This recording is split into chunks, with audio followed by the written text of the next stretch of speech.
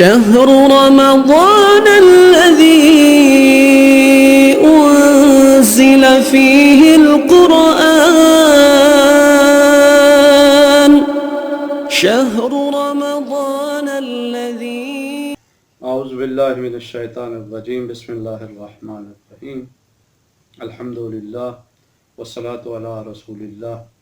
وعلی آلہ آل اللہ ولعنۃ اللہ علی اعدائہم اعداء اللہ اما بعد فقد قال ابی عبداللہ علیہ السلام قال الناس اربعۃ فقلت جعلت فداك وما هم قال رجل عطي الإيمان ولم يعط القرآن ورجل عطي القرآن ولم يعط الإيمان ورجل عطي القرآن وعطي الإيمان ورجل لم يعط القرآن ولا الإيمان۔ گرامی کے سامعین، آج آپ کی خدمت میں امام باقر علیہ السلام، امام صادق علیہ السلام کی روایت جو ہے وہ آپ کی خدمت میں بیان کر رہا ہوں کہ جس میں امام صادق علیہ السلام نے ارشاد فرمایا کہ لوگوں کی 4 قسمیں ہیں۔ تو راوی نے کہا کہ مولا بتائیے کہ آپ کے اوپر قربان ہو جائیں وہ کون سی اقسام ہیں؟ تو امام نے ارشاد فرمایا کہ ایک آدمی وہ ہے کہ جسے ایمان دیا گیا ہے لیکن قرآن نہیں دیا گیا۔ دوسرا شخص وہ ہے کہ جسے قرآن دیا گیا ہے ایمان نہیں دیا گیا۔ تیسرا شخص وہ ہے کہ جسے قرآن بھی دیا گیا ہے ایمان بھی دیا گیا ہے، اور چوتھا شخص وہ ہے کہ جسے نہ ایمان دیا گیا ہے نہ قرآن دیا گیا ہے۔ تو راوی بیان کرتا ہے کہ مولا سمجھ نہیں آئی، ذرا اس کی تفسیر جو ہے وہ بیان کیجیے۔ تو امام نے فرمایا اما الذی اوتی الایمان ولم یعط القرآن فمثلہ کمثل التمرۃ۔ امام نے ارشاد فرمایا کہ وہ شخص جسے ایمان دیا گیا ہے لیکن قرآن کی تعلیمات سے اسے بہرہ مند نہیں کیا گیا، فرمایا اس کی مثال کھجور کی طرح ہے کہ طعمھا حلو، کہ جس کا ذائقہ جو ہے وہ میٹھا ہے، خود مقوی ہے، انرجیزا ہے، ولا ریح لہ،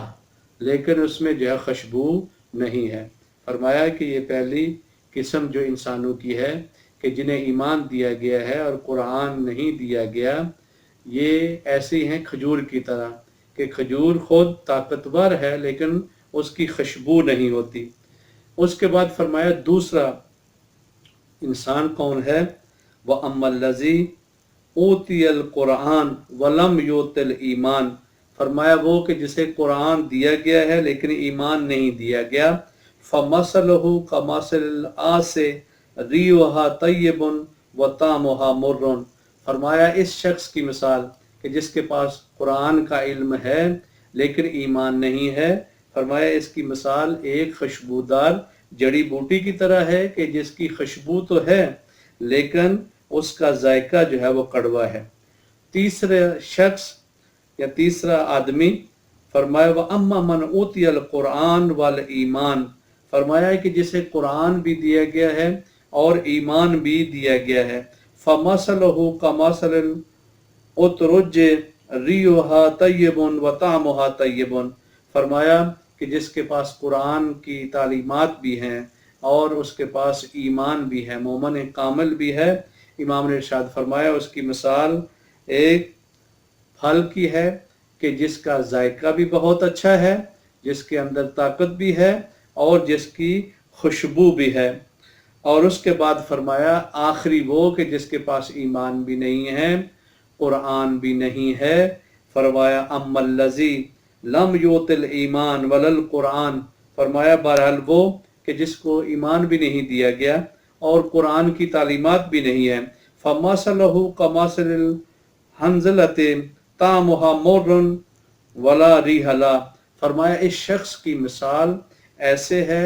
یہ جس طرح کوڑ تما ہوتا ہے، یہ کڑوا، بہت زیادہ کڑوا ہوتا ہے اور اس کی کوئی خوشبو بھی نہیں ہوتی۔ تو یہاں امام نے ارشاد فرمایا کہ دیکھیں کہ ایک آدمی ایمان اور قرآن کی نسبت اگر جو ہے وہ صرف ایمان ہو تو فرمایا کہ اس کی مثال کھجور کی طرح ہے